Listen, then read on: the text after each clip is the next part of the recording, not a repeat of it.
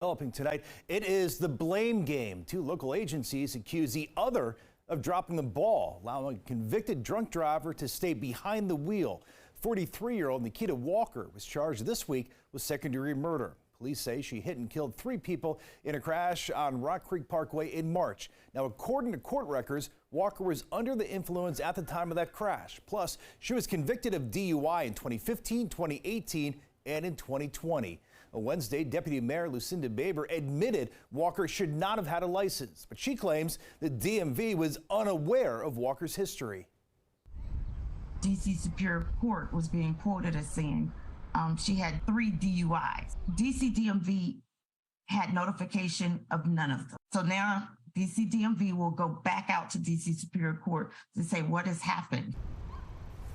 DC News Now did reach out to the court system. A spokesperson says it did pass along all information related to Walker's convictions to the DMV electronically, saying in a statement, as far as we have been able to uncover, there are no computer issues with the DC court's data and computer systems connected to the transmission of information regularly sent to the DC Department of Motor Vehicles. Now, that crash and Walker's past record is putting DC's DUI laws in the spotlight. Yeah, so specifically, it comes as suspending a license for drunk driving. Our reporter Mariel Carbone joins us live downtown for us tonight. And Mariel, council members say there's a major loophole right now in district law. Yeah, that's right, and it's a loophole that could potentially allow dangerous drivers to stay on the roadway even after a serious incident like a DUI. Now tonight, one council member is looking to change that. We can't bring him back. His daughter can't have the dad back. It's a death that Mohammed Fofana says should have never happened. His brother-in-law, Mohammed Kamara, killed when a drunk driver hit him. The driver, Nikita Walker, had 3 prior DUI convictions. It's a failure in the system. A license should have been revoked. Definitely the car should have been revoked. And it could potentially happen again. I'm calling it a loophole, because I think it is. Walker's case is special because in part clerical oversight kept her on the road. But DC's current law does allow potentially dangerous drivers to keep driving after a crash like that.